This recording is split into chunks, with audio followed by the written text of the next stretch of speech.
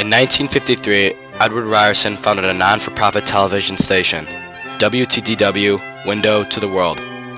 Ryerson took advantage of the recent lift on available channels from the broadcasting spectrum to create the innovative WTTW. Ryerson's mission for this television station was to provide accessible educational programming for diverse audiences within the Chicago area, forever changing the way Chicagoans were educated in their homes. Prior to 1952, television was dominated by commercial programming such as WGN, ABC, and CBS. Ryerson, chairman of Inland Steel Corporation and a well-respected community leader, received advice from a friend in Boston to start a public broadcasting station in Chicago. Ryerson needed the people's support to get WTTW off the ground. To create WTTW, Ryerson needed $800,000. The response was overwhelming. 500,000 Chicago area citizens helped fund the station. When Ryerson received so many donations, it showed the public's desire to keep the station running. As television developed, the American people wanted informational access that pertained to their community. In order to meet the people's needs, the government set up the Federal Communications Commission to regulate the development of new television stations. Before WTTW, most of Chicago's commercial stations were controlled by New York producers. Additionally, network stations did not produce educational television because it would not attract viewers or make a profit. The first public broadcasting station was created by Ralph Lowell. Lowell contacted Ryerson and gave him the inspiration to start a public broadcasting station in Chicago. At first, WTTW was run and broadcasted from the Museum of Science and Industry. Later, the WTTW headquarters was moved to 5400 North St. Louis Avenue.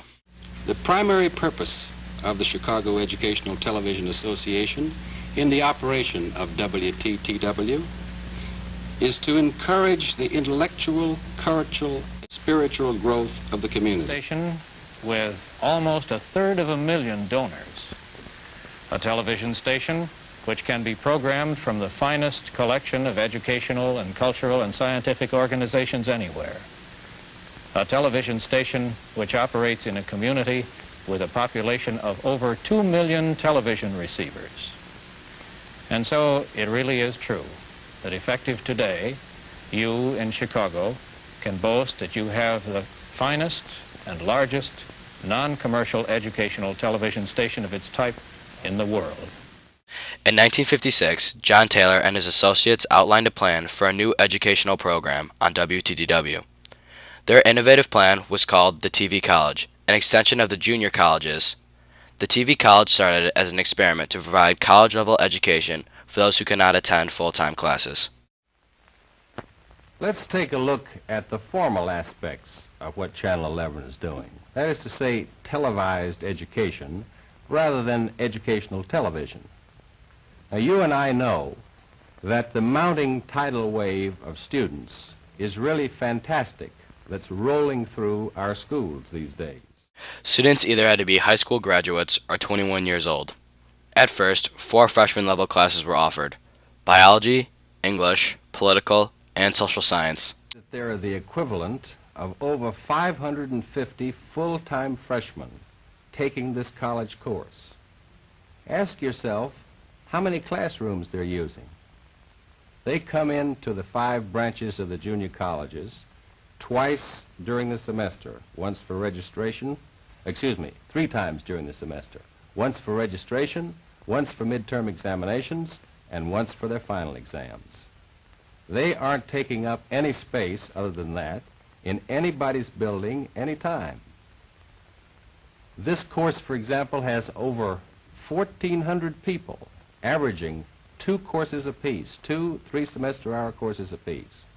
This is the kind of thing that excites me and makes me know we are proving in what's probably the most significant experiment in college work by television in the country. If a student wanted to take the course for credit and was a legal resident of Chicago, it cost $5 for 2 courses or $10 for up to 4 courses. If a student was not a legal resident of Chicago, the cost was $42.18 per course. Someone taking a non-credit course was only charged for the 50-cent study guide. This demonstrated WTTW's commitment to educating the people of Chicago. These courses were aired in 46 half-hour daytime sessions that were on Mondays, Wednesdays, and Fridays. To complete the course, the student needed to watch the lecture on their television and then mail in their coursework to be graded. The TV colleges also allowed a diverse group of people to have a college-level education, such as those who could not afford a full college education, such as housewives, the elderly, and the disabled. Beside the TV college, WTTW offered other educational programming. The first of these innovative programs to arrive in the station was The Lights Come On. This program was designed to feature Chicago leaders such as Mayor Daley on Friday nights. The most popular of the shows on WTTW were called special events. The first one aired on January 8, 1956, and was sponsored by the Chicago Sunday Evening Club. This show was a series of intellectual discussions where people could call in and ask questions about topics such as religion and politics. The response to the show was overwhelming. During the first show, 400 people from the Chicago area called in, and WTTW was so ill-prepared for the amount of callers, only 125 got through. This show was the first of its kind in Chicago that featured the call-in system. WTTW would try and have one of these special events on a monthly basis. WTTW's popularity was partially due to the television becoming more and more popular. In 1950, there were 6 million television sets in America. By 1960, that figure rose to 60 million. WTTW also offered a series of cultural programs to expand the people's knowledge on foreign culture. The most successful of these programs was Torsten the Douche, which taught people the German language and about German affairs. The Art Institute also had a show that displayed up-and-coming art and artists. From the beginning, WTTW reached out to the youth of Chicago. These shows aired at 4 p.m. in the afternoon so children could watch them when they came home from school. These programs can range from stories told by the Chicago Public Library to music programs performed by an orchestra group from DePaul University. Children's programming became more popular in the 1960s. One of the most popular shows was Sesame Street, which featured a colorful gang of creatures that taught children life lessons and basic elementary principles. Now what starts with the letter C? Cookie starts with C. Let's think of other things that starts with C. Who cares about other things? C is for cookie, that's good enough for me. C is for cookie, that's good enough for me. C is for cookie, that's good enough for me. Oh, cookie, cookie, cookie starts with C. Newton Minow, chairman of the FCC, called it the most important children's television program of the half-century. These words are still true today, as it is still educating children on WTTW. WTTW shattered all preconceptions that public broadcasting was uninteresting and not financially responsible. This station played a national leadership role in spreading public broadcasting. It spread educational programming to the diverse audiences of Chicago.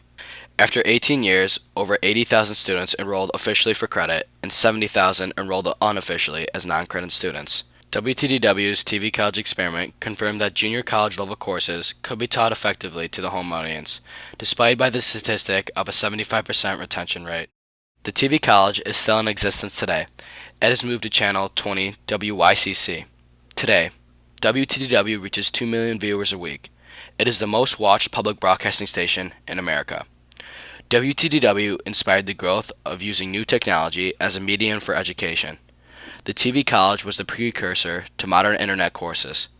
Through WTTW, the way people were educated in their homes was forever changed. Owners of TV sets in this great Midwest area will feel that they have a stake as joint owners in this undertaking, and that they will feel at liberty to talk to us, help us, advise us, and make suggestions as to how this medium can be of greater service to the community. Therefore, it is my privilege and a feeling of great satisfaction to dedicate to all the people of this great area this Channel 11, this window to the world.